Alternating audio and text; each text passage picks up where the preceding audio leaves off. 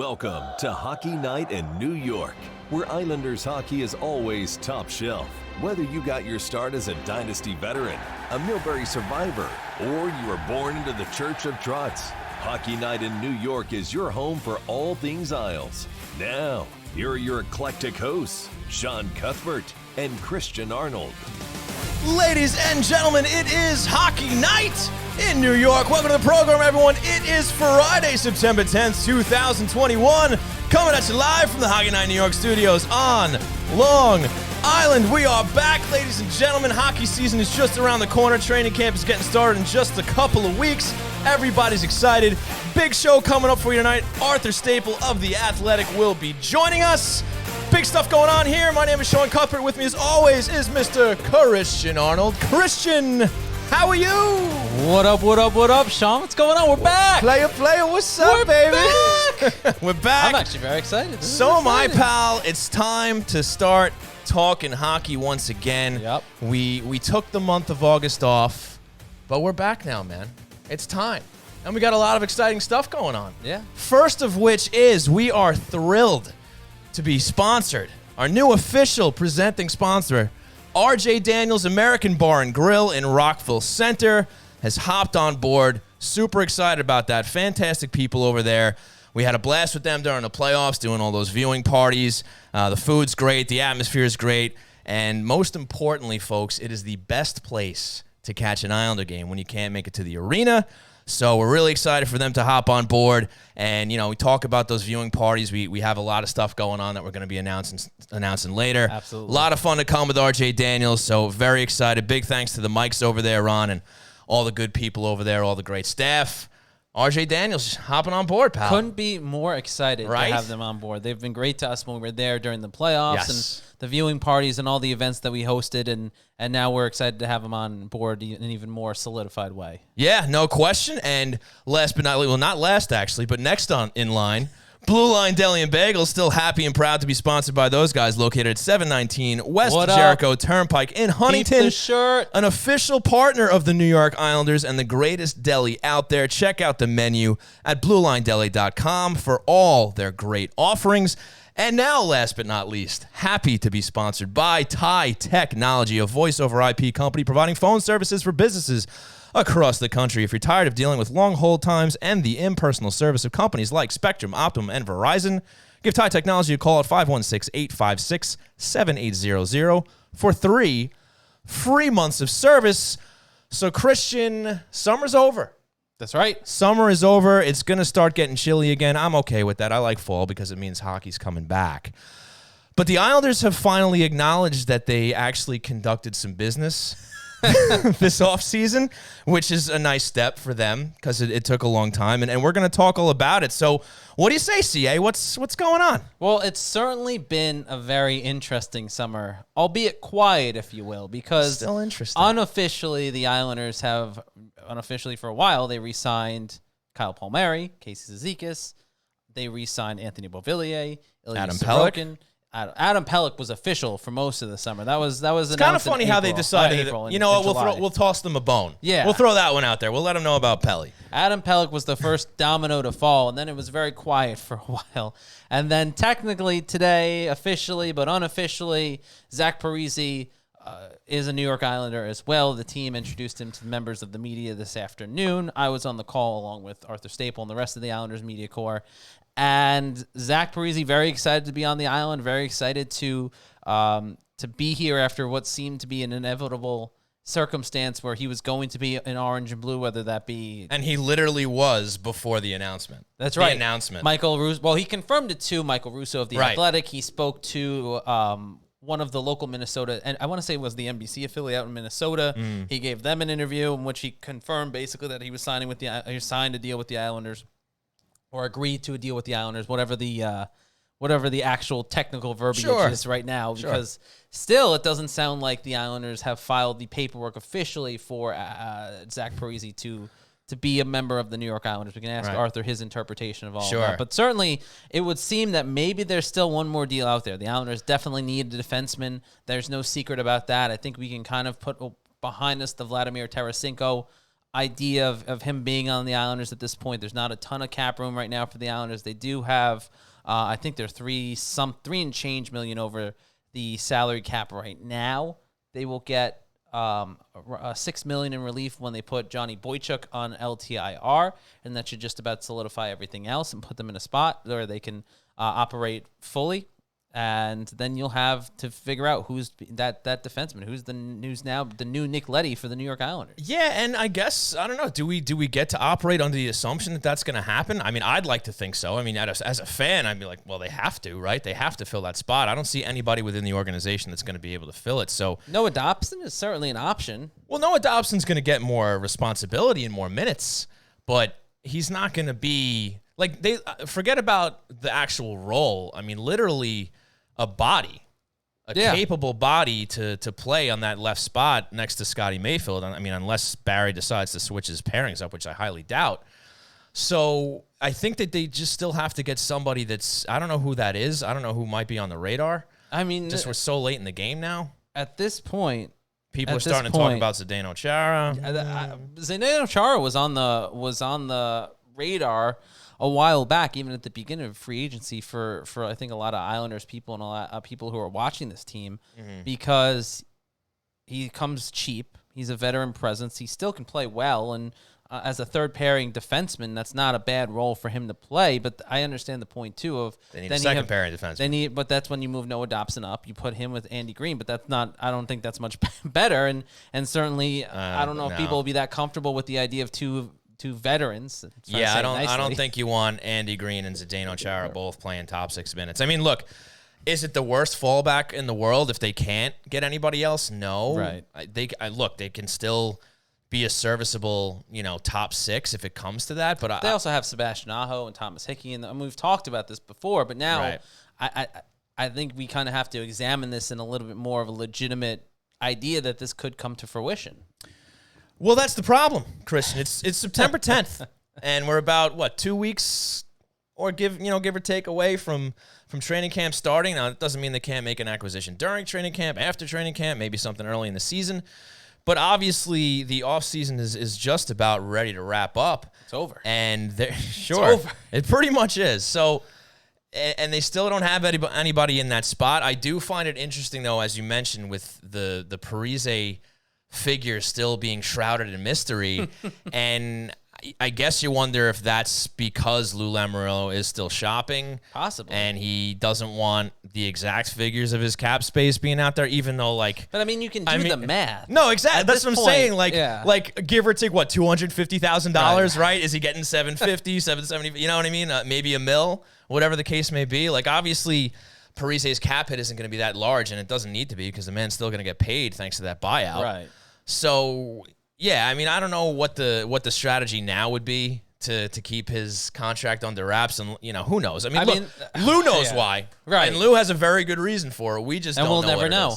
We never won't. know. We probably. We're lucky we found out Parise is an Islander today, kind of officially. But I think at this point, so it was basically done, and he was talking about it now with members of the media and confirmed and all that. So it was kind of at this point, why are we pretending, I guess? I don't know. The whole thing was a little interesting, I will say that. Any other franchise, if they saw a potential or an incoming player wearing the team's colors prior to an announcement, would be scrambling.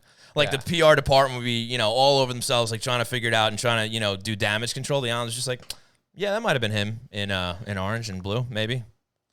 He might be playing for us. We'll see. But Parise officially, officially coming to the Islanders is done. Yeah. By the way, Donnie, you're right. This is a great shirt. Oh, there he is, Donnie Bagels. Blue Line Deli in the chat. Thank you for tuning in. We appreciate you, by the way. We know we're up against the Mets and Yankees Subway Series right now. Is that right? I didn't even know. Yeah, it's kind of a big deal. Again, Sean's ignorance to sports in general continues to astound me. But we appreciate everyone that's tuning in tonight. Yes, joining us absolutely. For the kickoff episode of Hockey Night Some in familiar New York. faces, some familiar names in there. Mel, Joey, good to see you. Yes. Very nice. Always a pleasure. But yeah. And Donnie, you're right, great shirt. I've stepped up to the challenge, had to wear my Blue Line Deli t-shirt, and now he can never say I don't do nothing. There you go. Yeah. Really putting your time in here for Blue Line. Way to go. Way to go, man. Really pulling your weight. But it is a fascinating circumstance. I am curious. I would love to know. I would love to know one day why the Islanders went about it in this fashion, as far as when announcing these players, and why one player here and then 4 players here, and then Parise, why he wasn't included in the rest of the group when they announced Palmieri and Cizikas and Beauvillier and Sorokin. So there's a method to the madness. Sure, yeah. We'll just never know, which will drive Islander fans to madness. If Lou allows it, that biography is going to be an incredible read. That's for sure.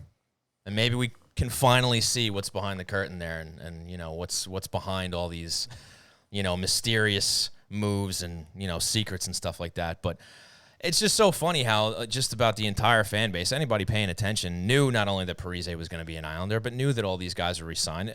Literally, all we were just waiting to find out was the dollar numbers, you know, and we finally got them.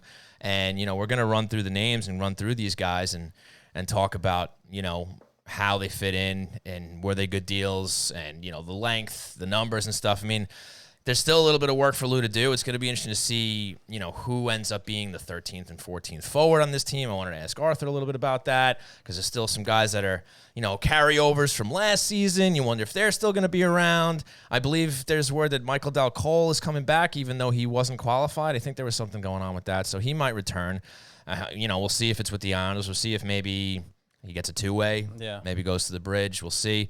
But there's still questions to be answered, even though we are approaching training camp. So it's going to be very interesting, Christian. Yes, there is. It's going to be a fascinating training camp, and the Islanders entering this year with a ton of expectations. Back-to-back appearances in the Eastern Conference Final. You know, the onus now is on the team, and I think that it kind of started with Bo and Casey and all them when they spoke with the media a couple weeks back after signing their deals about that feeling of that unfinished business. And I think a lot of those guys talked about that going into the offseason and during the exit interviews. And I think they're coming back pretty hungry. They know they've been there twice. You know, Zach Parise is a talented player. I know he's up there in age, and I think at this point he can help the Islanders in a way that a veteran player can in his instance. And I know we were on with Andrew Gross actually when this kind of started to come down the pipeline. Right. The day that they bought out Zach Parise, Andrew Gross invited us on to the Island Ice podcast. That's right. I emphatically said, no, I don't want Zach Parise. Now, that was under the guise, obviously, of him being your top line winger. Right. And that's not the role he's going to play here. And that, I think, is okay. And I think he'll help with the power play a bit more. This is a guy who had a rough year last year. And, you know, a lot of guys come to the Islanders or in the past, too, where they're kind of looking to reshape their careers a little bit. And this is going to be Parise's kind of last chance, per se, to go after that cup. And I think that's why he looks at the Islanders and went, this is a good opportunity for me. He landed in a good spot to do it. We're going to talk more about it. We're also going to talk more about it with Arthur Staple. Yes, so we got a break for him now. Yep. Arthur Staple from The Athletic will be joining us. So, folks, happy to be back here at Hockey Night in New York. Thank you so much for tuning in at twitch.tv/HockeyNightNY. We're going to take that break. Then we'll be right back. It's a new Islander season, and you've got a great spot to catch all the action. RJ Daniels American Bar and Grill in Rockville Center. Inside the bar, or the heated outdoor patio, you won't miss any of the excitement on their wall-to-wall big screen TVs and in-game sound. Enjoy it all with delicious food, drinks, and plenty of specials in a lively atmosphere, staffed by the friendliest folks around. RJ Daniels is in the heart of Rockville Center at 279A Sunrise Highway, just steps from the train station. So come on down, watch the boys in blue and orange continue their quest for Lord Stanley with your fellow Islander diehards. And when the game's not on, stop by for a great meal and a great time 7 days a week. Hang for the late night bar scene or book a party or catering for any occasion. Call 516-536-6258 to make reservations and go to rjdaniels.com to check out the menu. RJ Daniels American Bar and Grill, your home for New York Islanders hockey.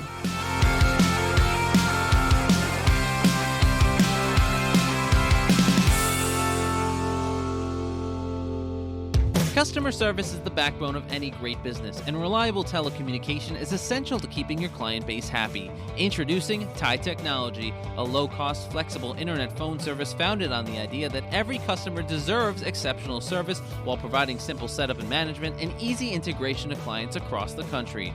Thai Technology will not only create a custom solution tailored to your specific needs, but will partner with you to provide a competitive edge to you and your clients.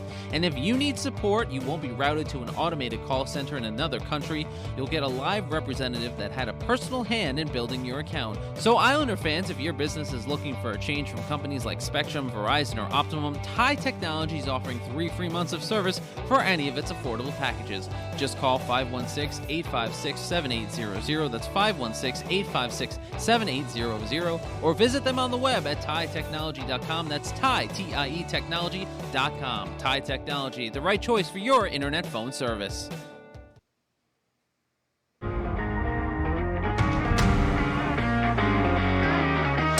Hope you enjoyed the ads. Now let's get back to Hockey Night in New York with Sean Cuthbert and Christian Arnold. And this is Hockey Night in New York, presented by our good friends over at RJ Daniels American Bar and Grill in Rockville Center. And it's time for the segment of the show brought to you by our other friends, Thai Technology. And of course, that's On the Line, brought to you by Thai Technology. And on the line with us is the great New York Islanders beat writer from The Athletic, Arthur Staple. Arthur, thank you so much for taking some time on a Friday. How are you, my friend? I'm good, fellas. How you doing? We're doing well. A lot of news in the last little bit to go over with you, Arthur. Obviously, the big news today, Zach Parise kind of sort of officially is unofficially a New York Islander, and we still have no idea what the terms of the contract are or how long it's worth. We may never find out, Arthur. Certainly an interesting circumstance surrounding this whole Zach Parise situation. What do you kind of make of the fact that he was announced basically that he's an Islander, but we still don't know anything about what his terms on the contract are? Well, he did talk to our Mike Russo, who's pretty tight with Zach from their years of being together in Minnesota. I think that was around the time that they announced all the other contracts last week. And I think Parise was either allowed to or just sort of revealed that he had signed, even though we all kind of knew it just by process of elimination from when he was a free agent after the Wild bought him out. Which I believe is now about 5 weeks ago. It feels like a longer time ago than that. So I think we all really knew. It's just a matter of knowing what the numbers are. And now I guess the Islanders sanctioning it by having him on a call sanctions it a little bit more. But until the contract is filed with the league, which still hasn't happened, we don't really know for sure. And I'm sure the only thing we can really be sure of is that it's probably for close to the league minimum of $750,000. That's the official AAV for this year, but it's going to be a deal like Andy Green got last year, where there's going to be bonuses and probably very easily attainable bonuses that bumps it up.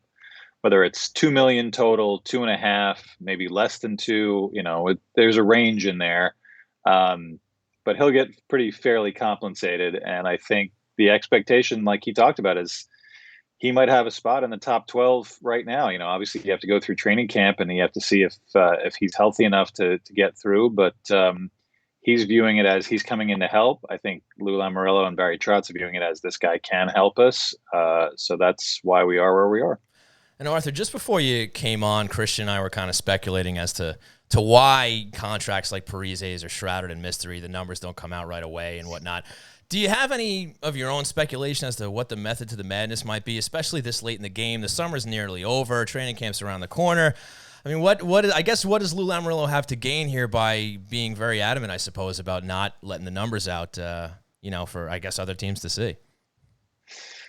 I think it started out when he didn't release any information about anybody. From what I understood from talking to some people with some other teams, was that he was still trying to make some moves and didn't really want any of his fellow GMs to know exactly what sort of cap space he was dealing with, whether they had to, whether they wanted to kind of hold him over a barrel because they knew he might be going up against even the off-season limit of being 10% over that $81.5 million cap.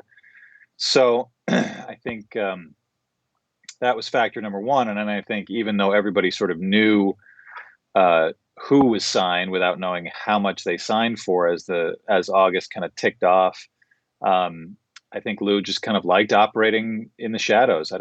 He's never been a guy who likes for anybody, whether they're in the league or in our chairs, to know what he's doing and know exactly how much money he's giving out or who he's trading. He doesn't talk about that. He doesn't like, he's very insistent that his trade partners keep their mouths shut as well. Right. And he gets it done. I think as it just goes on and on and on, I don't think he's worrying about it. Fans are certainly worried about it. I'm worried about it when I'm on the clock, right? Because I'd like to know. Sure. But he is definitely not worried about it. So when he made his initial decision, I'm sure he gave it about another minute's worth of thought all the way through the month. And here we are. I think once the numbers started to trickle out a little bit on some of his multi-year deals, that kind of prompted the flurry of announcements last week with Kyle Palmieri and Casey Zizekas and Anthony Beauvillier and Ilya Sorokin. But I think now we're dealing with 1-year contracts to Zach Parise, most likely to Travis Zajac, even though we haven't heard much, a word at all about his status. Michael Del Call, I believe, is signed for another year at a pretty low number. Anatoly Golashev, who came over from Russia during the playoffs last year, didn't play. He's signed for another year. I'm sure there's a slew of other guys, but these 1-year deals that are not necessarily going to affect the cap if they have to come off the cap. I guess he's just playing the waiting game and saying, well, I don't really feel compelled to announce this stuff, and no one else is compelling me, so why bother? For sure, Arthur. And, you rattle off a lot of names there, most of which were forwards, and it's kind of a stacked house now. And I guess it's a little early. We're getting close to the start of camp here. I mean, do you have any inkling as who may end up being that 13th and 14th forward? Because that's a lot. You still got Johnston in there. I mean, you have Panic that came over. Does he factor in at all? I mean, who's going to be in? Who's going to be out by the time camp starts?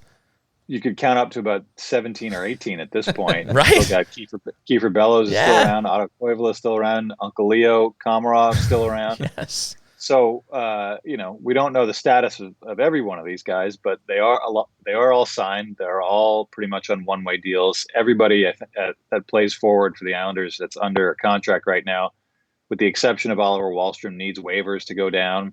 So it's not going to be the way it looks right now. If you go on cap friendly, there's a long, long list of guys. Yeah. So that's going to subtract a couple more million off the cap, which helps them. But yeah, it's a crowded house at forward, and you still get questions about Vladimir Tarasenko, and I think the first answer is obviously another question, which is where's this guy going to fit? Right. They're not giving up 2 or 3 other forwards. So it is a crowded group.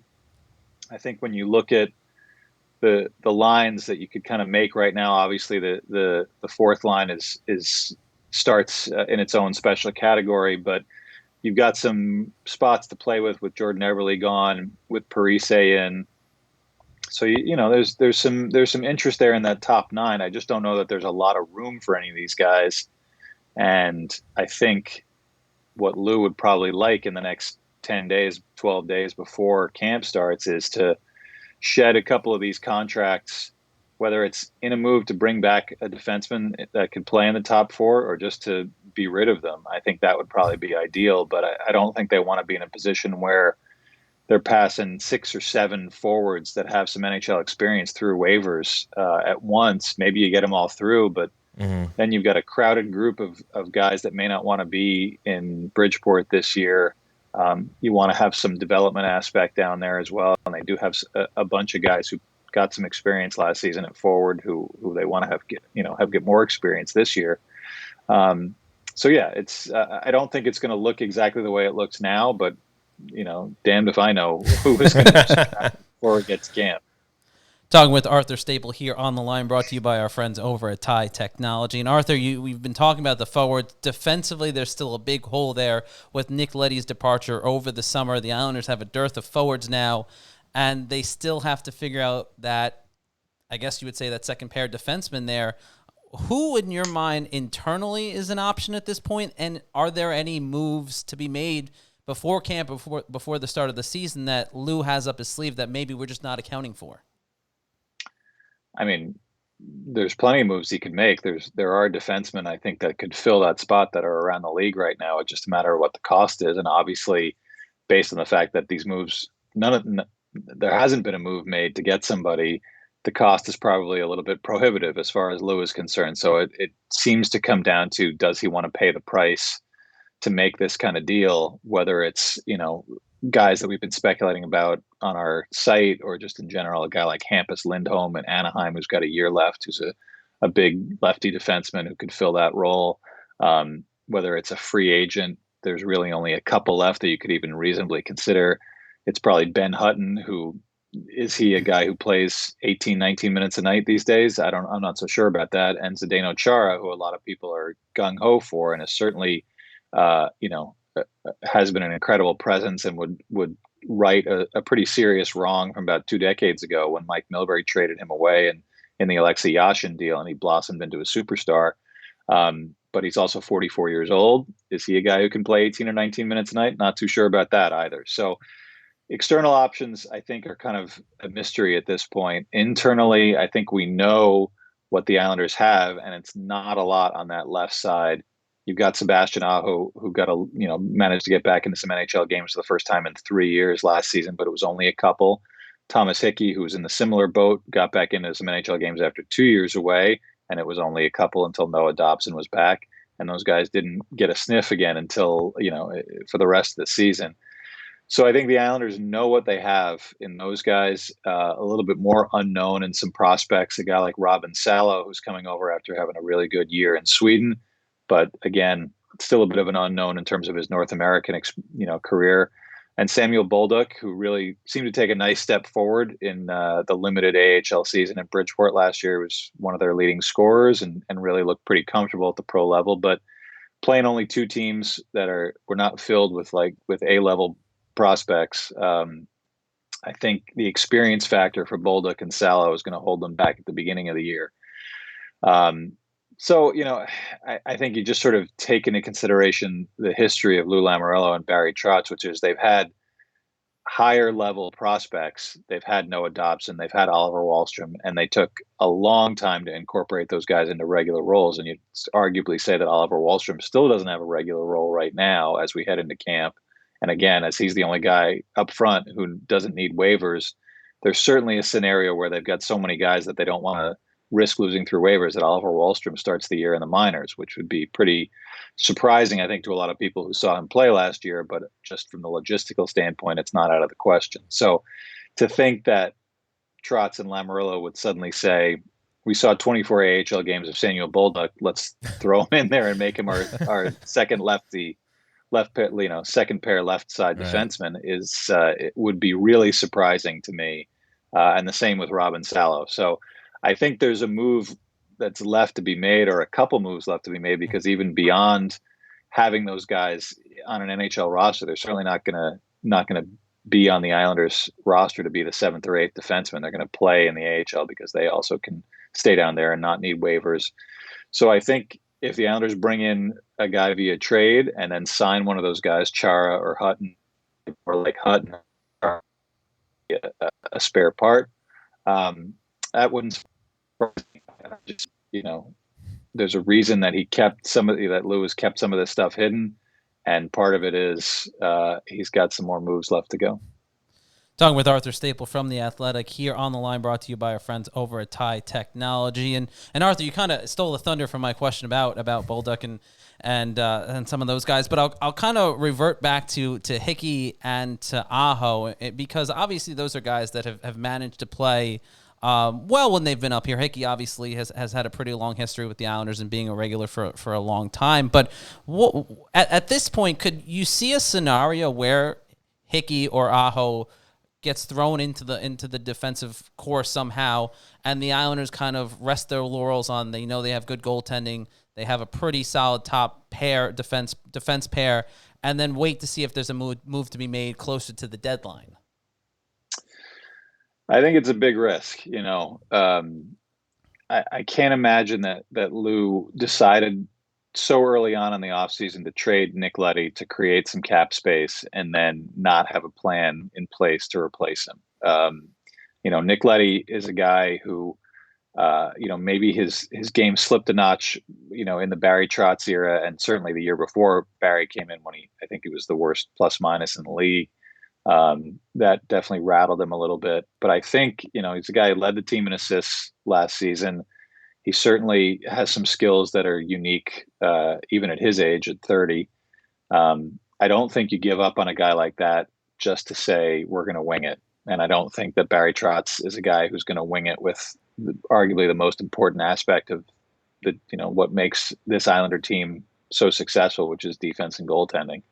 Adam Pelech obviously took another huge step forward and very deserving of his 8-year deal. And as a guy who's gone from being a healthy scratch, a couple of times in Trotz's first year, now people are talking about him being on the Canadian Olympic team. So you've got a legitimate number one lefty there, and you've got Ryan Pulock on that top pair, and those guys can really carry the load, but they are not 27, 28, 29 minute a night guys. And having only Andy Green really behind Pelech on the left side sort of says to me that they really need to get someone else with some experience in there. And it doesn't necessarily need to be a Nick Leddy clone, because you could see Noah Dobson taking on a bigger role with the power play, but you still need a guy to mesh well with Scott Mayfield, which I think was kind of a thing that held Leddy back during the regular season last year, that pairing was always seemed to be a little bit off in terms of chemistry.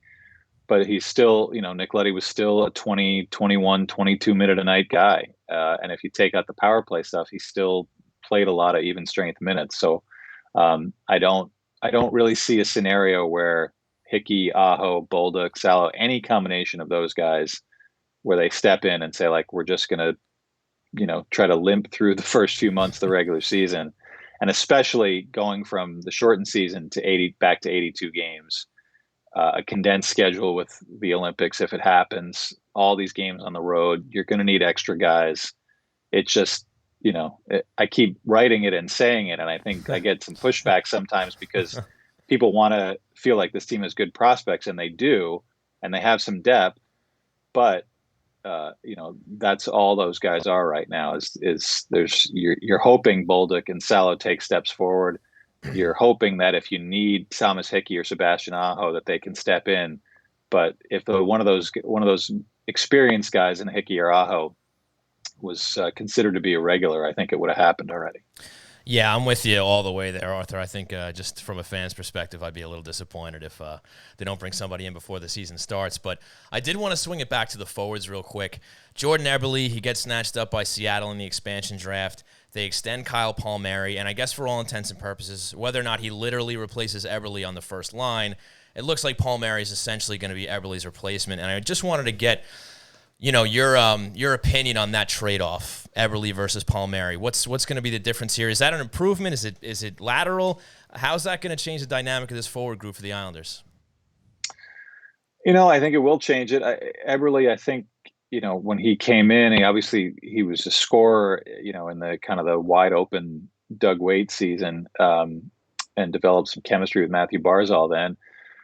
But I think in the Trotz era, I think Eberle's ability to kind of be positionally sound and do some little things right. He wasn't just really being carried by Barzal when it came to the defensive side.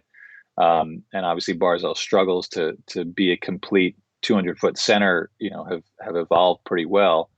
But Eberle is a pretty steady presence. And I think, even he maybe have surprised himself as a guy who, handled himself really well at both ends of the ice. And the scoring obviously was a little bit too streaky for a top line wing. But I think, this is a pretty capable, well-rounded guy, and is, decent wheels and not the most physical. And I think that's the difference. And maybe that's the thing that you saw in the 2 deep playoff runs, that it seemed like he started to wear down a little bit. He certainly had some big goals over the 2 playoff runs, but I think they were looking for someone who plays a little bit of a heavier style, the way that the rest of the Islanders like to play. And certainly Palmieri doesn't shy away from that. He plays a very Anders Lee style of game, which sort of leads me to believe that I don't know for the regular season if that's the guy you want on Barzal's wing when you already have a guy like that on the other side. So maybe they'll be changing some other things around. We just don't know what Barry Trotz has up his sleeve for training camp. But I think the versatility of a guy like Palmieri too, where he meshed well on the third line with Jean-Gabriel Pageau. He can obviously play some power play and be effective there. And I think for Eberle, they viewed him a little bit more as he's Barzal's, running mate, but I don't know if we can kind of move him up and down and around the lineup. And I think Palmieri gives you a little bit more of that versatility. Maybe you lose a little bit speed wise and skating skill wise, but you make up for it with a guy who's willing to mix it up, who can, loves to score greasy goals. He certainly scored a ton of them in the playoffs. So I think they feel like you also knock $500,000 off the AAV, with the exchange there too. So, I think for them it was a trade off they're willing to make, and we'll see where Palmieri starts the season. But I definitely feel like wherever he plays, it's not going to be, wherever he starts, it's certainly not going to be where he finishes. There's going to be some movement around in that top 9, and I think that's maybe the versatility factor that Lamoriello and Trotz were looking for that they couldn't get from Eberle. Arthur, some other hockey news in this area broke as well this week. The U.S. Hockey Hall of Fame announced their 2021 class, and one of those people that are being inducted into the Hall of Fame is someone that any Islander fan is quite familiar with, and you yourself are very familiar with, and that's, of course, Stan Fischler. Arthur, I just wanted to get your reaction to the news that Stan will be a U.S. Hockey Hall of Famer, and maybe one or two memories that you have from having known Stan for as long as you have. I could put a couple zeros on the end of that, 1 or 2. It'd be too much. You'd have to do your whole show about him. He, I walked into his office / apartment when I was 17 years old, looking for an internship when I was in high school, and I had read plenty of his books and seen him on TV and read his column in the Hockey News. He was everywhere, and I came to learn part of the reason he was everywhere is that he found some really good people to help him out, whether it was in other cities or in his office / apartment for a young guy like myself. And the experience there was incredibly difficult, probably the hardest job I've ever had, but it was great that it was the first job I had, and turned it into the career that I have now. And there's lots and lots of people who worked in the NHL's office, longtime sports writers, people in other walks of life who came through that office and came out the other side feeling a little worn out, but also feeling like they got the experience of a lifetime. And it was the most valuable lessons I've ever learned in journalism and just in life, dealing with people. I remember standing in the Ranger locker room in the 88-89 season when I was in high school, because I was his Rangers correspondent, getting yelled at by an assistant coach because Stan had written that the guy might get fired if they'd missed the playoffs. I think I had Bob Froese and Mike Richter standing guard for me to keep him away. And all I remember thinking was, this guy knows who I am? Really? That's pretty impressive. But it was, there were lots of experiences like that, and I loved every minute of it, even though sometimes it was a little scary. But Stan is, he's a legend. There's no, I think I tweeted, there's nobody like him, and there never will be again. He was a multimedia institution before that was even really a phrase, and before the internet and everything. He was everywhere. If you were a hockey fan who liked to read about what was going on in the game or read books about the history of it, and just being able to be around him was really an incredible learning experience. And to see him over the many years since that, 3 decades since then, when I started to build my own career, and hear his encouragement, hear his jokes. I think everybody who's come across him in the last 30 years has certainly heard a Stan Fischler joke or two. And depending on how well you know him, sometimes they get a little bit more R-rated as the days go on. He is, and now even now at my advanced age and career, to still get words of encouragement from him via email from Israel, where he lives now, or in person, is it makes me feel great. Just to know this whole journey for me wouldn't have happened without him, and to see him get honored like this by an institution like the U.S. Hockey Hall of Fame is incredible and incredibly well deserved. Awesome. Arthur, we'll let you go on this last question. We've been doing this now with a lot of our guests, and I think you're the only one we haven't done with it, mainly because I'm terrified of getting lit up here. Light 'em up, But please. we'll go. With It's a long season ahead, Christian. You're going to get lit up anyway. So 82 might as well I know this bring year. it up. it's September. I'm trying to save it for at least a month or two. But what we've been doing with a lot of our guests is these random questions to end the show. We asked Brian Compton about his terrible taste in music. We asked Molly Walker about her favorite food in the press box. And one thing that I thought of with you, and one thing you do over the course of the season, is you put out those songs for the game day song. You pick it every game, and I think it's really creative and great. And I'm curious, Arthur, now that we're going to be back in the building and maybe you're traveling a bit more now, what is Arthur Staples' playlist as he's going to cover a New York Islander game? Give me like 5 songs. 5? Yeah. Oh my gosh. Well, the thing about me, unlike you, Christian, I know since you're a pure electronic music head, and anything that has no words and as much semi-melodic noise as possible is really what you love. Right on the So, money, yeah. Of course. that's a little bit different. But for me, all I like to do is find out new songs and new bands. So I tend to not rely on a whole lot of old stuff.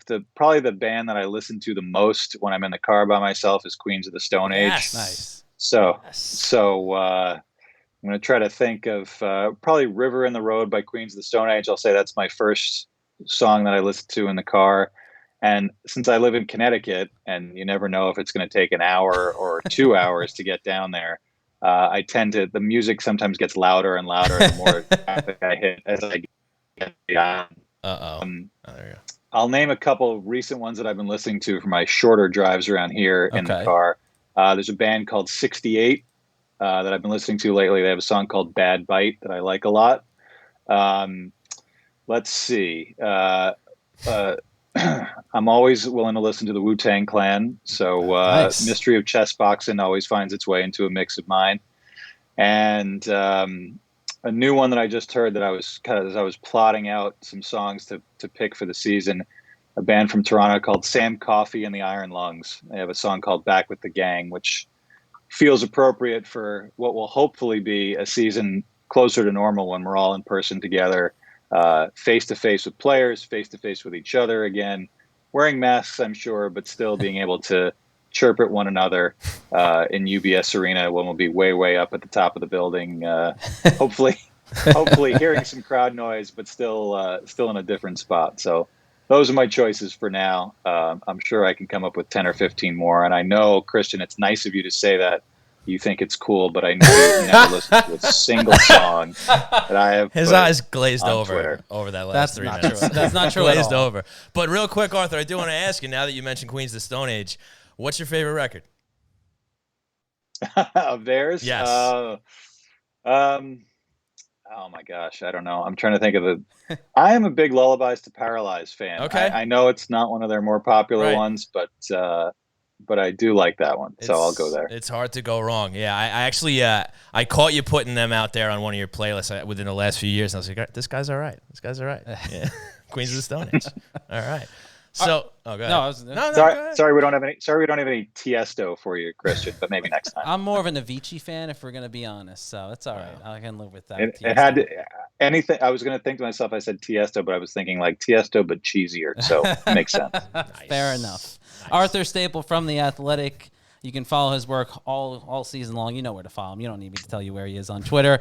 You can find him bullying me on Twitter as well, I'm sure. Arthur, it's great to see you and great to talk with you. And I'm sure we'll see you real soon at camp and once the season starts. Thanks a lot, guys. Appreciate it. Thanks so Anytime. much, Arthur. Take care. All right, folks, that was the great Arthur Staple from The Athletic. Let's bring it back to the main screen here. There you go. A lot of time from Arthur. Great stuff. Love that bit at the end. Nice question. Yeah, thank A you. little music chat. Yeah. I got to be honest too. I didn't know most of those artists that he talked about when he was going through the playlist. See, my eye wasn't But Queens my of eyes Stone weren't Age, glazing over. Wu-Tang. Well, but it's still nice though. He does it all the time. He's very consistent with Yeah. it. I feel like he chooses a song based on what's going on with the aisles lately and whatnot. So it's cool. He kind of like has. Well, what do you got there? Donnie in the chat goes, Shawnee is a Celine Dion kind of guy. Hey, I love all kinds of music. Okay, and she's got some bangers too. All right. The French Canadian princess that she is. Probably Titanic song. Oh yeah, I mean that's Yeah. a classic. Far. That movie is a classic. Right? I saw that in the theater when I was in like high school. Yikes. Yeah, I did. I paid money to see that in the theater. It was a big Was that like blockbuster a at the time. First date kind of movie. I mean, that's like a 4-hour movie. I'm not even gonna lie, dude. I don't even care. I went with my teammate from Chaminade Hockey. Why would you lie? Who cares? I know. But I've you would watched- think that's a date movie, right? But I went with my hockey teammates. I mean, like on a rainy Sunday afternoon, before hockey and all that, I've I thrown it can't- on because it's on HBO Max. So I've just thrown it on and watched it randomly. Wow. Okay, It's I've a good never done movie. that. Yeah, hey, it is. It is. I still think that Leo could have been saved at the end, but it is what it is. We move on. Do you ever see the clip of when he was doing promotion for Once Upon a Time in Hollywood with Brad Pitt, and I forget who the other actor or actress was with and the interviewer asked him, they were doing like a rapid fire, and the interviewer asked the two actors and Leo, did he think he could be saved at the end of Titanic? Oh, that's hilarious. No, I didn't see that. It was Brad Pitt, and I That's forget pretty who the funny. other actor or actress was. Okay. That's good stuff. It's phenomenal. You definitely got to look it up later. Okay. But great stuff from Arthur Staple, especially on Stan Fischler, who absolutely deserves to be in the U.S. Hockey Hall of Fame. I think he deserves to be in the Hockey Hall of Fame, considering how much he's done for the sport in the metro area and really across the country and his contributions. And really, one of the other astounding things is when you look back at Stan Fischler's career, you look at what he's done between the hockey books, between his affinity for the transit system and the books he's written about that, and his touch on the New York sports media landscape. Stan Fischer, which I found out today from someone, was a professor at Fordham University. He had Bob Papa, who was the voice of the New York Giants. He had Michael Kay, I believe. And, Really? I don't know if he had him in a class or what. But he knew Michael. I don't know. Michael Kay was one of the only people he didn't have. He had Jack Curry, who's the Yankees pre and post game show host. And if you go back through a lot of Joel Sherman, who's the baseball writer for the New York Post, Stan Fischler in turn. If you go back through a lot of well-known media members in this area, not just hockey, there is a Stan Fischler influence somewhere in there, which is incredible. The man is a legend. I mean, he is a staple of not just Islander hockey, but Metro hockey, whether it's the Rangers, the Devils, the Islanders. I mean, I remember way back when he was working for Sports Channel, when that was the channel that covered the Islanders and the Devils, he was always kind of doing the in-between, like what Shannon Hogan does now. He was doing that, and he did it for the Islanders, the Devils. He might have even done it for the Rangers. But, I mean, he's been a part of my Islander life ever since I started watching.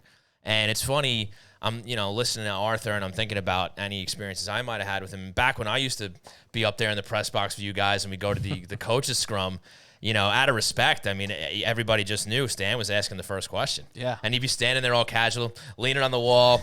So, Jack, Jack Capuano at the time, he's like, so, Jack, what'd you think? What'd you think of your guys tonight?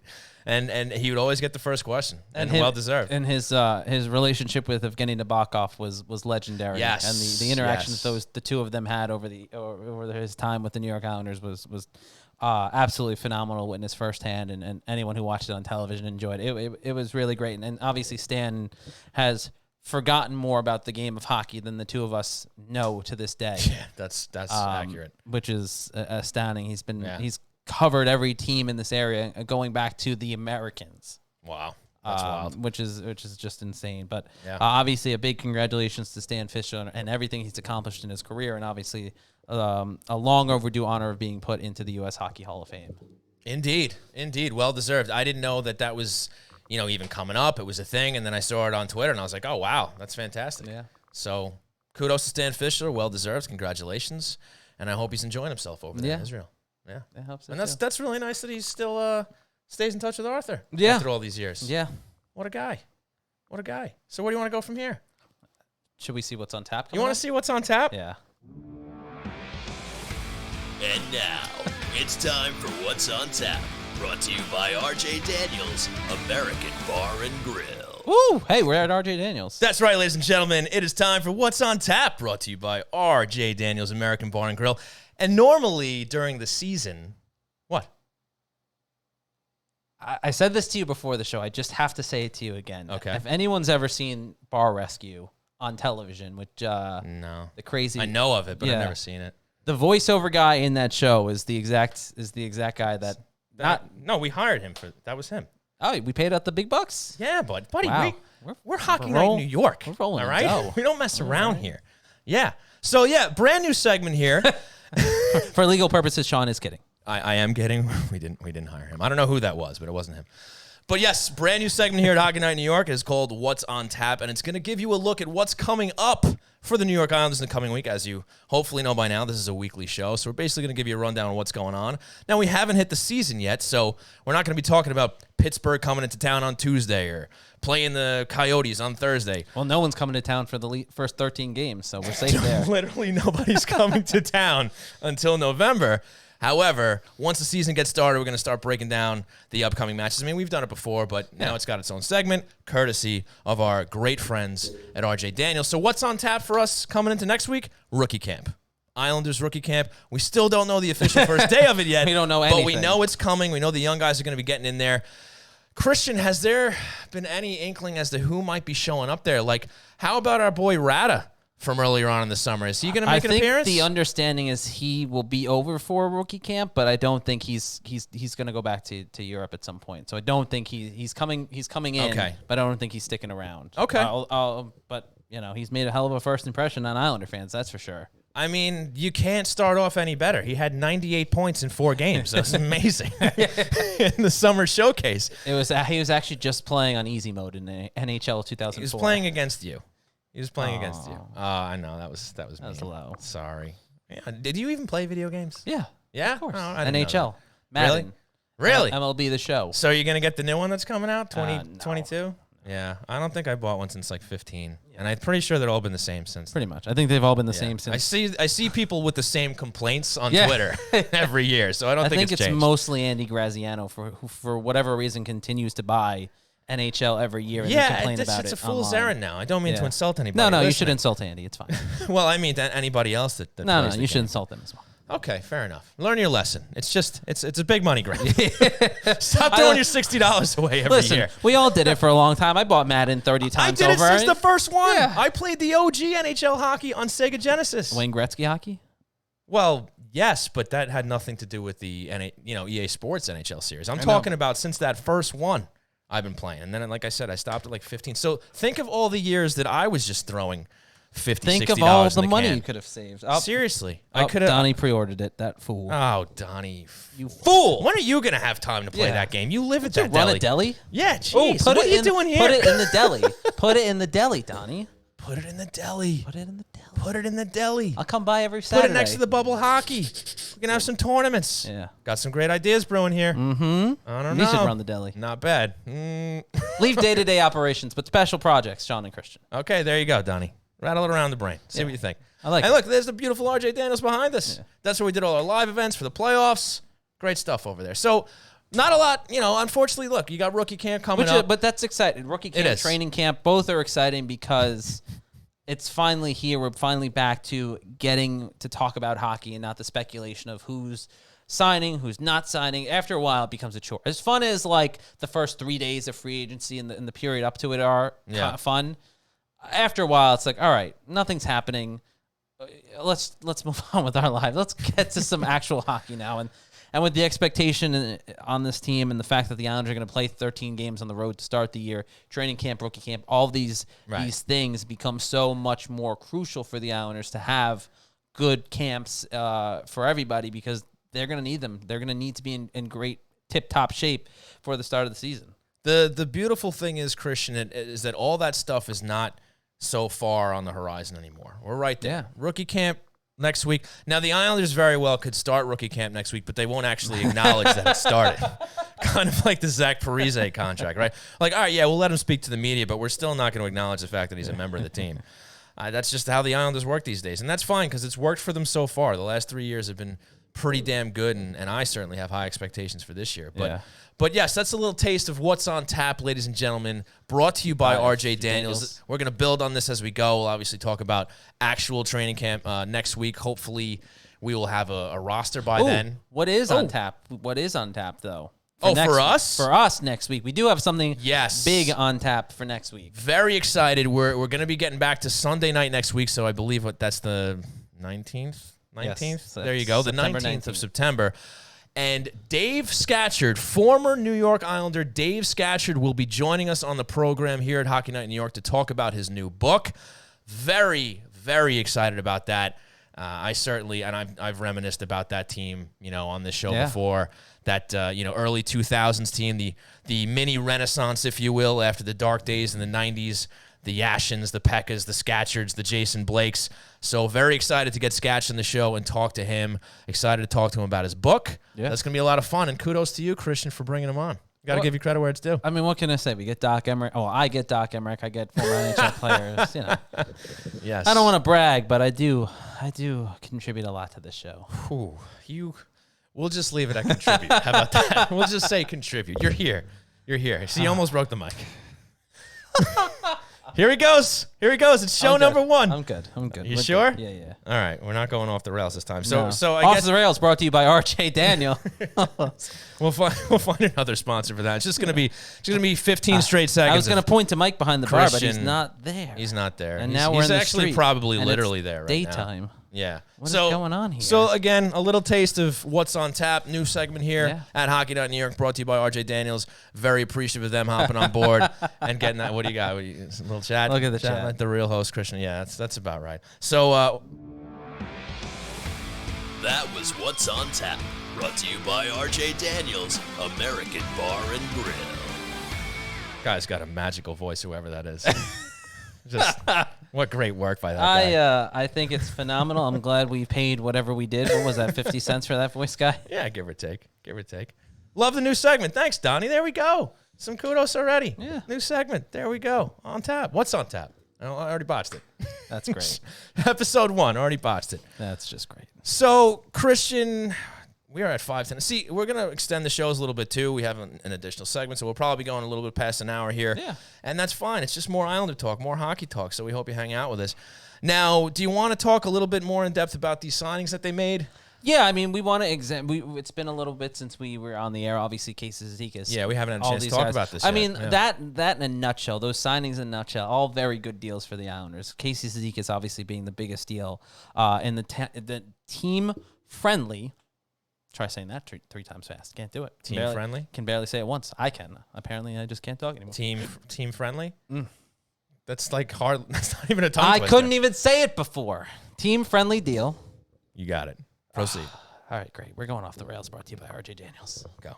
Get back on. The team-friendly deal that Yeah. Casey Zizekas signed was a huge thing for the team going forward because of just how critical the cap situation has been the last couple of years, and I think it speaks volume to what the Islanders have been building, and it continues to show there. I think we've heard this narrative so many times, and it was asked to Casey when he re-signed, and some of these other guys about the changing face of the organization and the perception and all of that. And I think it's at this point we can kind of move past that because I think at this point the Islanders have earned enough credit where that question is almost insulting at that point. No offense to anyone who thinks it or asks it or anything like that, but at a certain point, I think we're beyond that because the Islanders 3 years in a row they've made the playoffs. Yeah. They made it to the Eastern Conference Final 2 years in a row. Yeah. They have a Hall of Fame general manager, a future Hall of Fame head coach. Check.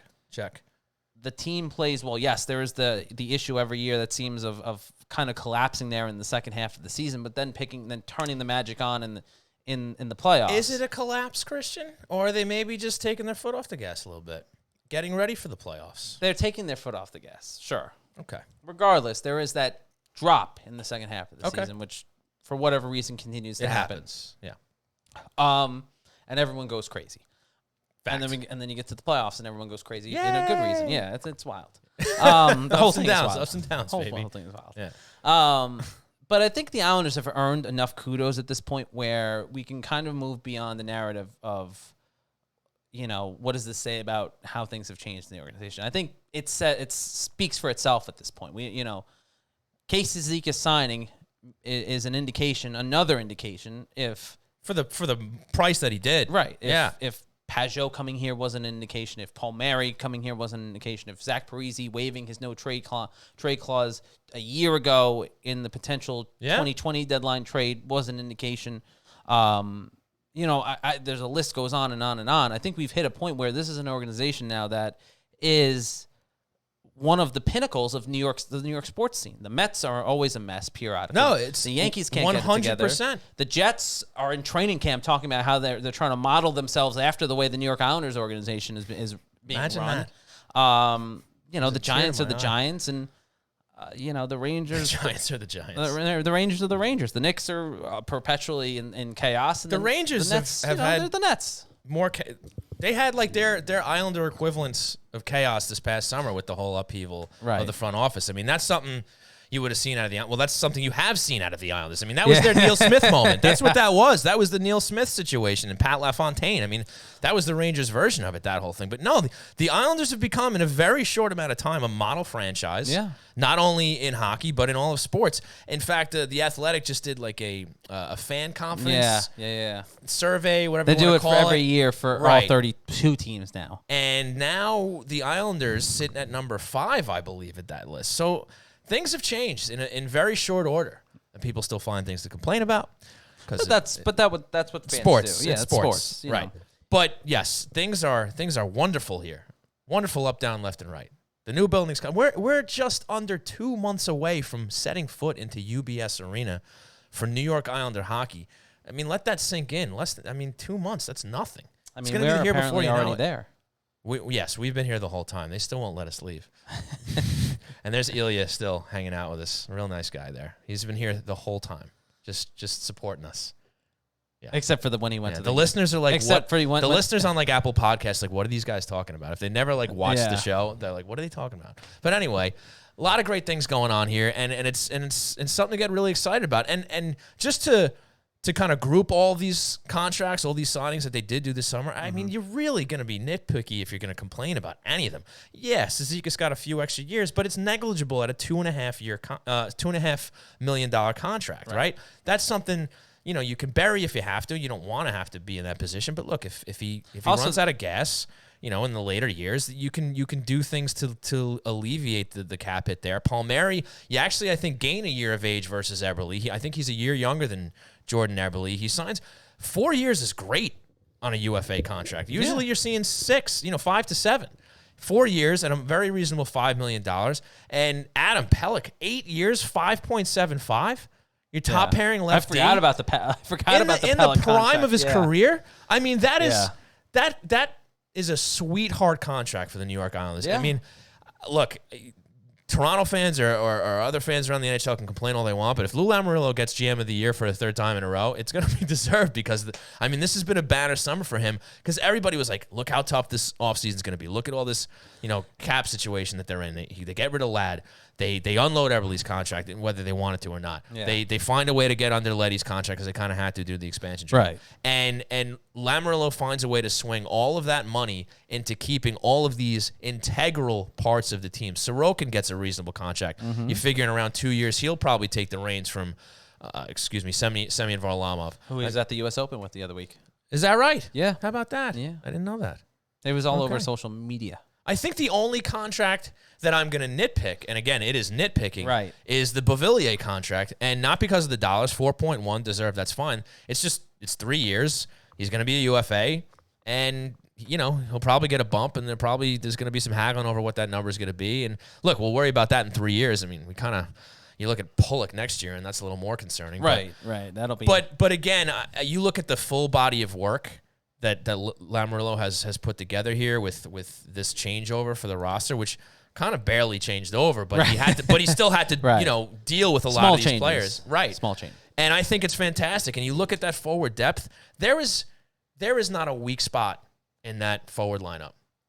First line to fourth line. Yeah. Whether you put Palmieri or Wallstrom on the first line, that's a debate we'll probably end up having throughout the course of the season. I'm sure sooner than that, probably next week. But you're going to have that debate between those two guys, who's going to flank Barzal on the right side. But, just for the sake of argument, Lee, Barzal, Palmieri, yep, Beauvillier, Nelson, Bailey. Sorry, Josh. Pajot, Parise. I can see the panic in your eyes right there. Yeah, it was starting a little bit. But Parise now on that left side.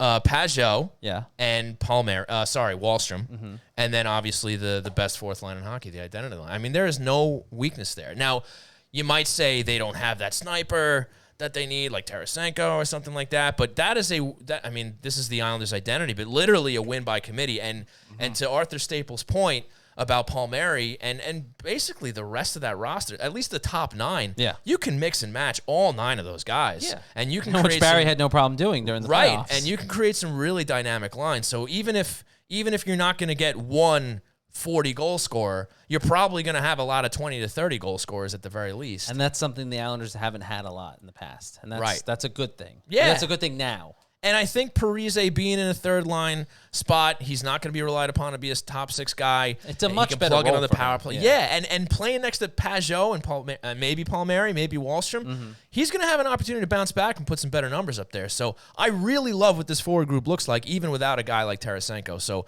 really, the biggest concern to me, is we talked about it all night tonight, is that lefty playing with Scott Mayfield, that top 4 guy.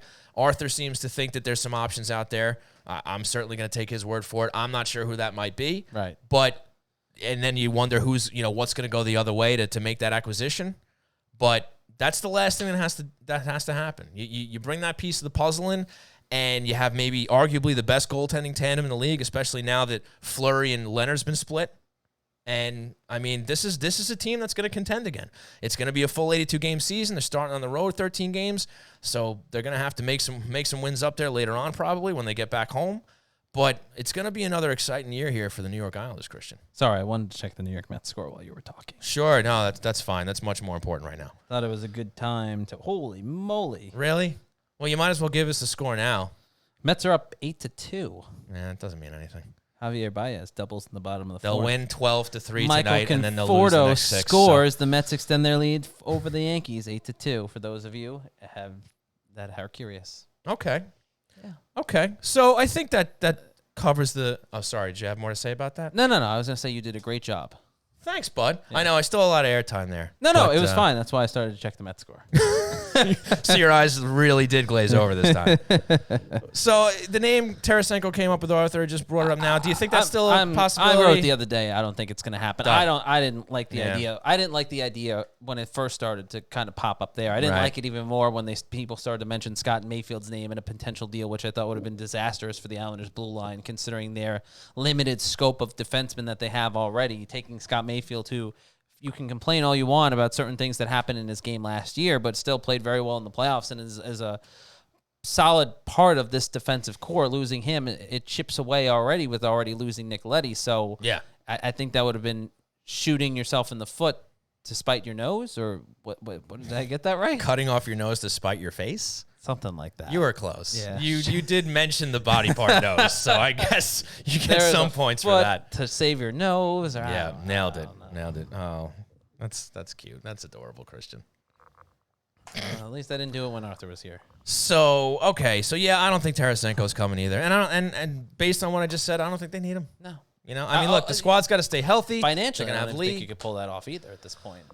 It'd be a little bit of a gymnastics move. Well, we have learned that Lou knows how to work a balance beam. That's true. He knows how to work the mat. He definitely That is does. true. So I wouldn't put anything past him. And look, there's ways to unload some of those contracts and No, I know. But or bury them. Yeah. But it is funny how many forwards they have right now under contract. Like, I mean, like again, Panic. Like they acquired him.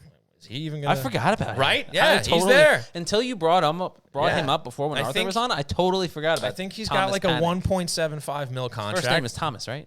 I thought it was Richard. It's Richard Panic. Oh, all right. See, that's how it's. It's Thomas Panic? Vanek. That's Thomas what I'm thinking Vanek. of. And Yeah, Richard they Panic. rhyme. Yeah, it's Richard. Richard Vanek. Yeah. Thomas Panic. Yeah. Close again. Yeah, it's all right. Nose whatever. to spite your face. So No, shoot your foot to bite your nose. that's it. You nailed it. That's it. That's right. We should put that on a T-shirt or something. Why not? All my it bad- reminds me of the all my bartender idioms. from Boondock Saints. You ever see Boondock Saints? Yeah, of course I've seen. He used to get all those cliches wrong, and then he would violently curse after he realized he got it. Like, why don't you make like a tree and get out of here or something like that, which is obviously not. not even close. Yeah, that's not it, but I'm pretty sure that's what he said. Anyway, reeling it back in, I think it's time to celebrate some heroes. So, ladies and gentlemen, we're going to take a quick break, brief break. Yes. And then we're going to come back with the Blue Line Deli and Bagels hero of the week. nothing better than a great Long Island deli, there's a great Long Island deli run by die-hard Islander fans. Blue Line Deli and Bagels, located at 719 West Jericho Turnpike in Huntington, will make any Islander fan feel right at home with its familiar blue and orange theme and Isles decor. Blue Line Deli and Bagels proudly serves Bagel Boss bagels, along with breakfast favorites, hockey-themed heroes, quesadillas, salads, fresh-made smoothies, and much more. So stop on in for delicious food, a clean atmosphere, and a happy staff ready to greet you with friendly service no matter what team you support. Want to place an order for pickup? Call 631-944-3222 or visit BlueLineDeli.com to check out the menu and order online. Blue Line Deli and Bagels, where the great selections will have you saying, yes, yes, yes.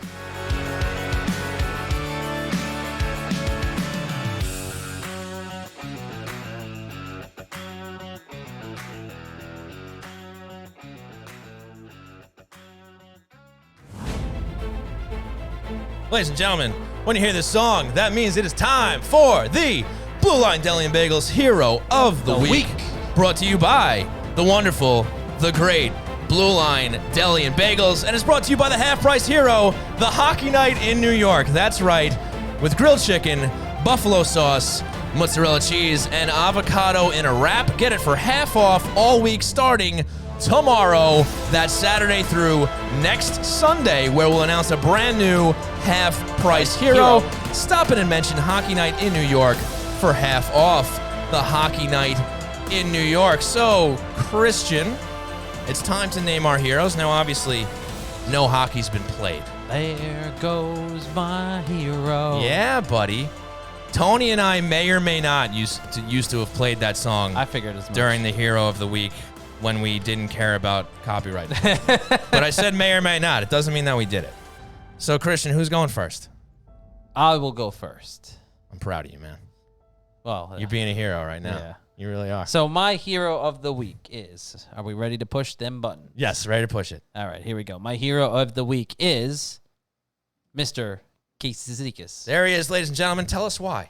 Well, mostly because it was predetermined, thanks to Sean Cuthbert. No, I'm kidding, of course.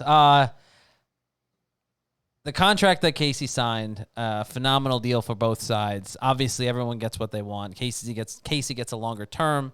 Islanders get a less of a cap hit, and both sides can keep together a line that has done a phenomenal job for the New York Islanders over the years and really has set the tone. There's a reason why they're called the identity line, and Casey Zizekas, Matt Martin, and Cal Clutterbuck have certainly embodied much of what it means to be a New York Islander, especially under Barry Trotz and Lou Lamoriello. So Zizekas taking that deal to stay an Islander. He wants to... are you killing me to wrap it up, or what was it? No. I was trying to pull you into the shot. Your head is in the off screen, so I was trying to subtly tell you to work your way back in, but now we'll just share it with everyone. Well, I don't know what this was. He was doing like this. I was like, "What are you doing? You giving me the finger? Are you fist bumping? What is going on?" Okay. But yeah, so Casey Zizekas is my hero of the week. I mainly forgot where I was going with my point because Sean threw me off. Done. And yeah, Sean, who's your hero of the week? Well, I went in a similar direction, but not the same one. Yeah, that's right. I chose somebody else, but it's for somewhat similar reasons. I feel like I had a really great point to make, and then you really messed me up. So was it really that great? Yeah, it was. Probably not. So my hero of the week, ladies and gentlemen, number 3, your top pairing left defenseman, Adam Pelech. And why is that, Sean? The reason is because basically what I just said a few moments prior is that the man just signed an 8-year, $5.75 million contract to stay with the New York Islanders organization. And it's, again, just another breath of fresh air to see a top line player. Another what? Top line player. What was it? A breath of fresh air. That's not what you said. To cut off your foot to spite your nose.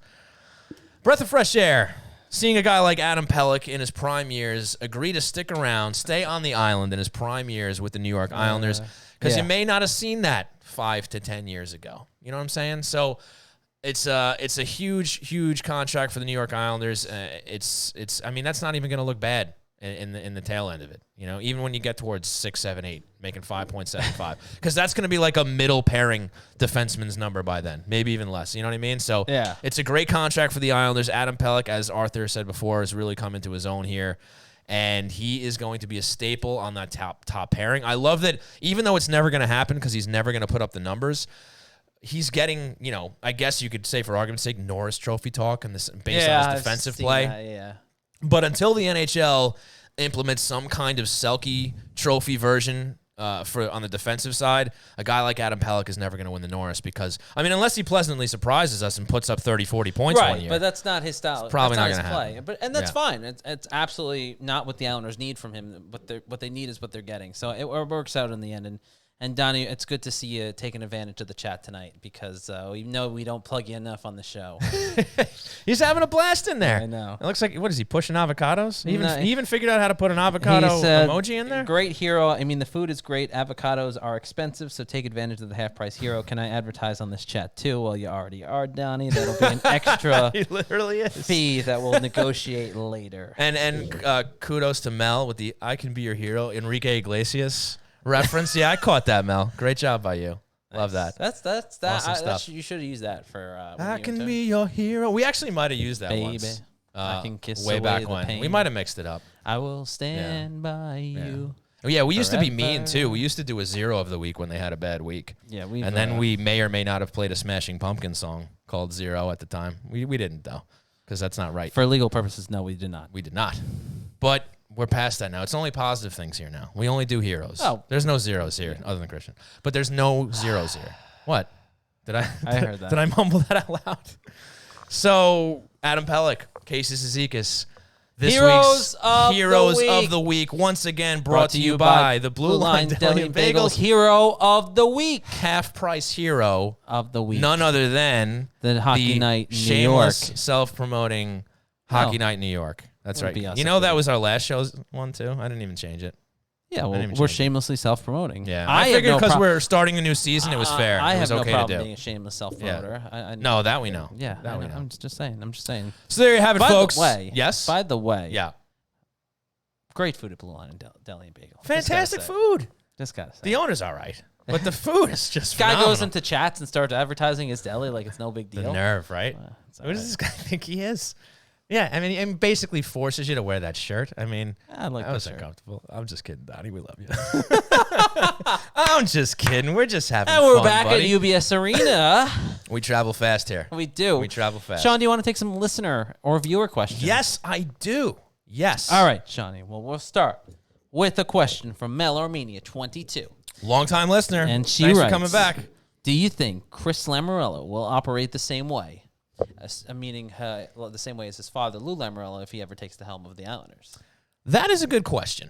And it may be a question we're going to have to answer sooner than later. I don't know. Lou is not a young man. Yeah, but Lou just seems like he's going to go forever. An ageless wonder. I feel like he's going to be like the Tom Brady of general managers. Christian, He's just going to keep going. I hope he does. I hope he does. He can stay as long as he wants. As long as he has his health and his wits about him, he can stay as long as he wants because I love the job that he's done here. But to answer Mel's question, bringing it back to Chris, that's a good question. And it seems like the assumption around Islander country is if and when Lou is going to pass the torch, which, funny enough, he kind of hinted towards when he first got here. He's like, listen, I'm going to GM for now. We'll see what happens. And then he was just like, I'm the GM. But I think he just loves it too much. Like he gets back into that mode and he's like, He's a I don't wanna competitive do man. anything. Yeah. And he's kicking ass. So why not? Taking names, chewing bubble gum. Doing all those things And at he's once. all out of bubble gum. Right? That's the thing? That's the saying? Okay, good. So I didn't mess up that saying. I'm sure that Chris will implement his own style. Is he going to be as cloak and dagger as Lou? Probably not. I don't think he will. It would be fun if he was, because I just love seeing everybody getting frustrated by it, selfishly. Yeah. But it's an interesting question, because I'll be honest. As long as Chris Lamorello has been running the Bridgeport Sound Tigers, and this even predates Lou coming over here. He was there when Garth Snow was running the show. Yeah. So I'm not too familiar with how he's running the show down there. And look, the dynamic has to be different because, if you're a GM of an AHL affiliate, you're still kind of, following the lead of whatever the parent, team is doing, right? So a lot of his decisions are based off what happens above him first, right? So you don't really get a great idea of how they're going to operate the main team until they get the job, I guess. But, look, he's the man's son. So obviously he's going to take some influence. Whether he goes the whole 9 with the, I'm not telling you ever about anything that ever happens, I don't know. I have no idea if that's his style, but I'm sure. Well, look, I am sure, but I also would hope that we would definitely see some similarities between father and son, because that means that the team ends up in good hands if and when Lou has to pass the baton. Mel Armenia 22 also asked if we think that Zach Parise will take number 11. That's a good question. I mean, he can't take 9, and 7's available. He could take 7. Jordan Eberle is no longer with us, so I mean he's still He's alive, been traded, but he's now playing for the Seattle Kraken. 11, I think, is possible. Where did he wear 11 previously? Did he wear it with New Jersey? No. Or was he always 9? No, he think he wore. Or maybe with Team USA? Maybe. Because I guess I have to ask why, Mel, you would focus in on number 11. That leads me to Did he believe wear that it in maybe Minnesota? Are we that dumb? We could be. I mean, let's be honest. I mean, I barely watch Western Conference hockey these days, especially since the bubble season. Parise's, oh my God, we are idiots, but for a different reason. He wore it in Minnesota. All right, we got to shut the show down. We just got to wrap it up permanently. Thank you, Mel. Zach Parise's father wore number 11.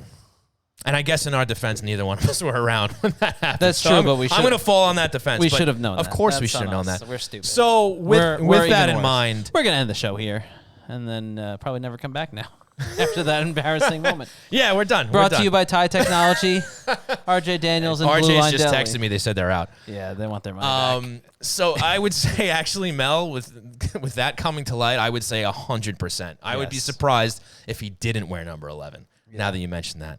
But I'm glad we were able to clear that up, and hopefully all the elder members of the fan base can have a good laugh at our expense and ridicule us. I feel like that happens. Give us the business. Give us the business. That happens on a lot. That's fine. Yeah. So yes, we agree. We both think that he's going to wear number 11. What's next? Mel Armenia, I believe it was. Also wow, taking charge tonight. Yeah. Who is winning each division this year? I will leave that to you to answer. The New York Islanders are going to win the Metro. You're out of your mind. I don't think so. I think Carolina wins this year. I think Carolina should have kept their goalies. Well, yes. I think everyone thinks Carolina should have kept their goalies. That is still completely baffling to me. I don't understand that at all. Don Waddell, he's a well-respected GM in the NHL. I guess he might have had good reason for unloading those guys, but they played the goalie carousel for a few years. They never had that starter. They finally got it in that young dude last year. I'm not even going to pretend I know how to say his name. Nice. Starts with an N, and he was young, and he was good. Nice. But he's no longer there. Don't understand why. And Mrazek went up to Toronto. They did a swap. And Freddie Anderson comes down from Toronto. Mrazek goes up to Toronto, and they got Antti Ranta, right? Ranta from. I don't even remember where he came from. But Ranta, he used to play in Arizona. He played for the Rangers. But, yeah. Played everywhere. I think the Islanders can win the Metro unless they do their typical, seemingly annual Barry Trotz foot off the gas thing. I think they're getting ready for the playoffs. So if that happens, I'll say this. They're probably going to be battling for it throughout the year. And I guess it's up to them whether or not they hang on to keep it. I think that's the way it's going to go. I think a healthy Islanders team in that Metro now has a very good chance of winning the division. I mean, look, I think Washington's, kind of heading downwards a little bit. That team is aging. You have Pittsburgh also aging a bit. They still have a goaltender situation that isn't that ideal. Right. So I'm not too afraid of Pittsburgh as far as that goes. The Rangers aren't there yet. The Devils certainly aren't there yet. Columbus is a complete tire fire. And, well, Philadelphia, I think they're going to be in that the playoff cusp, right? They're going to be battling with the Rangers and battling with, I guess, potential wild card teams over in the Atlantic Division. right? But I think as far as look, they actually improved on defense to their credit, so maybe they'll be a little bit better. I still don't know if they're going to fight for the division, but I think the Metro is there for the Islanders. Cool. The Atlantic Division, I mean, yes, Tampa lost basically all their sandpaper, literally their entire third line or whatever it was, right. Middle line. They're obviously going to be there. They have so many superstars in that team. So I think that's a battle between Tampa and Florida. Toronto's going to be in that third playoff spot. Whether it's for the division or not, I don't know. I don't think so. I don't think Toronto's taking that division. Montreal, they just went to the Cup final. I don't think they nearly replicate what they did I there. don't- That I was mean- a magical run for them. Yeah, All the that's what credit in happens the when you world. play everyone but the best team in hockey. Yeah, you can't take it away. I mean, any other No, I'm fan not- of an NHL I'm team not- would be insanely jealous of going to the Stanley Cup not finals. taking it away, but let's be realistic. And Shea Weber's done, right? Isn't he done? Oh, I forgot about that. Right? I think so. I mean, if he's gone, that's a team that you kind of was wondering how they even got there to begin with. And then if he goes, I mean, look, Carey Price is always going to give you a chance to win. We learned that very clearly during these playoffs. But I don't think Montreal might not even make the playoffs after making the Stanley Cup finals, to be honest, because you look at those other teams. That's what happens when you play the same 5 other teams and 6 teams. Sorry, Right. Canada, 6 teams in a division that's awful. Yeah, I mean, it wasn't a strong division. It really wasn't. It's like the team that goes like 5-10, 5-11 in football and somehow makes the playoffs because they play in a terrible division and then they somehow make it to the championship game. I agree with that. So there's your Atlantic Sorry, Division breakdown. Canada, And but now Montreal's stupid. now out west, about 7 minutes after admitting that I barely watch Western Conference hockey. Yes, do it. But I still do keep an eye on what happens over there. So Pacific Division, you got Seattle joining the fray over there. That's going to be a couple more wins for the teams in that division. Not to say that I think Seattle's going to be terrible. Yeah. But that's Vegas. That's Vegas's division. Vegas. And then you got the Central Division. Rado, right? Colorado. Arizona, Chicago, Colorado, Dallas, Minnesota, Nashville, St. Louis. Chicago's going to be better this year. Where do you think Seattle? I'm sorry to go back to the other division, but where do you think Seattle ends up? I think In year Seattle one. doesn't have a prayer of doing what Vegas did. I agree. Okay. But I do think that they could challenge for a wild card. I don't think they're going to be awful. I think there's teams in this league they're going to be better than. I mean, some of them are easier to mention than others, like Arizona, Right. Buffalo, perhaps Ottawa. Well, Arizona's getting punted out of their stadium next year after this year. Yeah, that's a bad scene. That is a bad scene. I mean, you kind of wonder if that's kind of going along with, look, they've already packed it in. I mean, they're just going through the motions this season. I mean, they took on Andrew Ladd for crying out loud. They're taking everybody's bad contracts. We've been joking about that all summer. I mean, Phil Kessel's out there in no man's land. You know what? They picked up Gostisbehere. They got now. But there's really nothing going on down there. That's going to be an interesting franchise to keep an eye on for the next couple of years. I mean, for obvious reasons with the arena situation, but they've kind of been one of those teams that have always been in that conversation for relocation. Yeah. Damn. Conversation. Yeah, I didn't mean to do that. Relocation. So, I mean, look, they need a place to play. So that's a problem. And you got cities like Quebec, which not going to work for the balance of the conferences. But you have Houston, I think, wanted a team. They might be in the mix. Kansas City still has that brand spanking new arena that nothing is going on in. Nothing gets used in. Yeah, the except Islanders threatened to go NCAA. there. Remember that? They played that preseason game there. The Sprint Center, I think it was called at the time. Yeah. Yeah. No. Nice looking building, too. It was at the time. Yeah. But, yeah, I mean, that's something that was a decade ago. Over My a decade God. ago. Time. It passes. It flies. Yeah. Closing time. Not just yet. We're almost there. But, so there you go. I think we got it, right? Vegas, Colorado, the Islanders, and the Tampa Bay Lightning. But they're not going to be as good this year. This is the year Tampa goes down. They are not three-peating. It's not happening. Not happening. Somebody else is going to raise a banner. Tampa Bay. No. Not the Tampa Bay can still be Tampa Bay, but it's not going to be with the Lightning. Lightning. It's not happening. Buccaneers. Whatever. Lightning and the Tampa Bay Brady's? The Tampa Brady's? Maybe. Any other questions? None worth asking. No. Wow, that's not nice. No, because there's You know what? There was there's one no more other question from Mel. questions. There's no She other asked about the Olympics, and we said we were going to talk about the Olympics. What are your thoughts on the NHL players in the Olympics? Are you one of those grumpy people that I don't like it? I don't hate it. I just Yeah. I'm very indifferent to it. If they go, that's don't really care. cool. No, I'll watch it. If they go, that's great. I'm going to watch it. And it's going to Yeah. be great. And I think we're going to try and do some sort of event around the Olympics. Oh, hell yeah. If we can yeah. work something out, speaking of live events at RJ Daniels, Obviously, we're Probably going to was. have to see the schedule. Yeah. We're going to have to see what time of day those games are going to be played because it could be at 7 a.m. Hey, which- boozy breakfast at Eggs and eggs. Eggs and eggs. At Sounds RJ like a good Daniels. time. Yeah, we're going to try to do maybe a Team USA viewing party over there if and when. There's some talks going on. We're see. getting a little ahead of early ourselves stages here. Nothing to But confirm. no, I think it's great that they're back in the Olympics. I know the players love it, and I think it's better. It's more interesting when players are in the Olympics before a national audience. Otherwise, people kind of don't care. Yeah. But at the same time, if the NHL didn't go to the Olympics, I could care less too. Then you're just watching regular season. You're just a hockey. very apathetic individual, Well, generally it just speaking. it just does nothing. It doesn't make me more or less want to watch the games. I mean, It does for me. Like I am a full endorser of the NHL players going to the Olympics. I'm gonna watch it out of professional necessity. If I didn't have to do that, I don't know if I'd watch the Olympic hockey. Well, that's fair and that's fine. But I just love the best on best tournament. Like this is the an opportunity to see all the best players in the world. Well, we see that every year. Yeah, but not in this capacity. I know. Representing their nations. I get it. It's literally 8 all-star teams, 6 to 8 all-star teams, right? Going to battle, And then like Switzerland or something like that. One team Hey, that gets in. Switzerland has come a long way, pal. No, I wasn't even insulting Switzerland. I just couldn't think of like that lower tier team that makes it every year. Right. Well, that's always China gets this year because they're hosting, Oh, and God, they're going to get run housed. over. Housed. They're in USA and Canada's division. Oh God, they're gonna get murdered. Yes, they are. It's gonna be like It's not going to be pretty. It's not. gonna be the equivalent of like NHL All Stars playing a midget hockey team. Yeah, or like my men's league team. Yeah. Yeah. Yeah. Basically, that's what that. Yeah, it might be. Yeah, it might be. China would probably do better than us.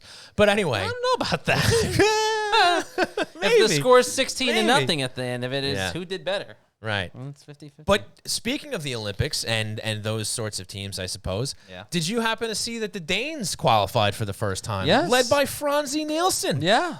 I saw that on the Twitter. Very That's excited about that. What I was thinking of, the teams like the Danes and them who are going to get Belarus, get Germany. rolled over. And Germany's gotten better, too. Yeah, Germany's They're gotten getting more better. more NHLers. But like 10, 15 years ago, Germany was like that team that made it that just got shellacked. yeah. They're like, whenever oh, we're they just got happy to in. be here. And like, Belarus, I think upset like what was it, Canada or Sweden one year? Oh, Like, I remember that, right? yeah. Was that when Tommy Salo was playing net for Sweden? Because I know he had at least one or two very embarrassing moments in the Olympics. Like he let in That I like a don't goal remember. from like the far blue line or something like that. Yeah, poor Tommy Salo. Poor Tommy Salo.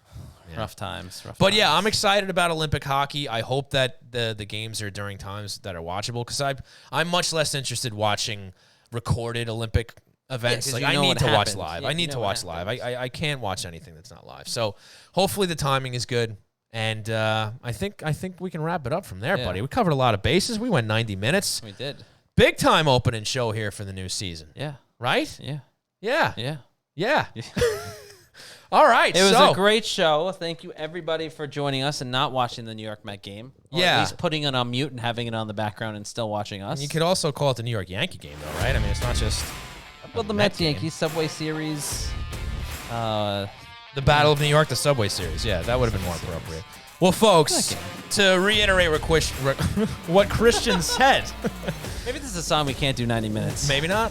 Want to thank you all for joining us here at twitch.tv/HockeyNightNY and on all your favorite podcasts. Hey, look, it's the first show back. It's been a month, so you got to give us a little bit of a break here. But huge thanks to Arthur Staple of The Athletic for joining us. Great spot from him. Fantastic stuff. And, of course, a huge thanks to our sponsors and to RJ Daniels, American Bar and Grill, for hopping on board with us.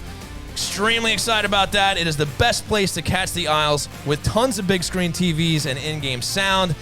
Don't just go for the aisles. They have live music, comedy nights, trivia, a great late night bar scene. They have it all. RJ Daniels, American Bar and Grill. Thanks a lot for hopping on with us, guys. Woo! Blue Line, Deli, and Bagels located at 719 West Jericho Turnpike in Huntington. Donnie, thanks for hanging out with us tonight. Awesome stuff. Official partner of the New York Islanders and the greatest deli around. And folks, when you set foot in UBS Arena this season, they're going to be front and center. You walk up that escalator, Blue Line, Deli, and Bagels, UBS Arena location will be there.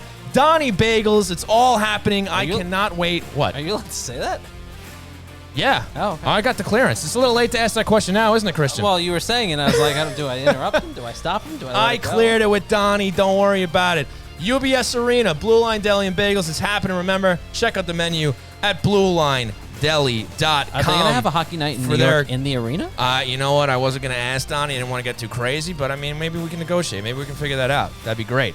So check them out, bluelinedeli.com for the great selections and hockey-themed heroes. And a huge thanks, of course, to our partners at Tide Technology, a voice-over IP company providing phone services for businesses across the country. Check them out at tidetechnology.com for all your telecom needs. The music is over.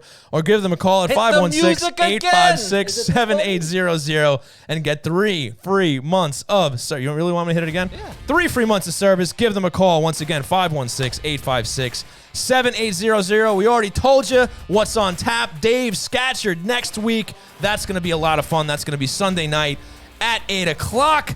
Once again, thanks to all of you. Thanks to you, Christian. Thanks to for you, showing Sean. up. And if you enjoy the show, you're welcome. If you enjoy the show, please rate, review, and subscribe on your favorite podcast providers.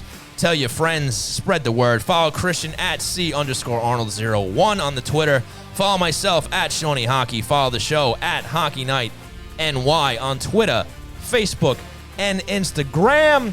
For Christian Arnold, my name is Sean Cuthbert. We have been Hockey Night New York. You have yourselves a wonderful weekend. Bye. Christian's awful signature sign-off. Take care, guys. Thank you. Tommy said, wait, don't say it. We're still on the air, bro. I know. I'm having a laugh with anybody who might be lingering.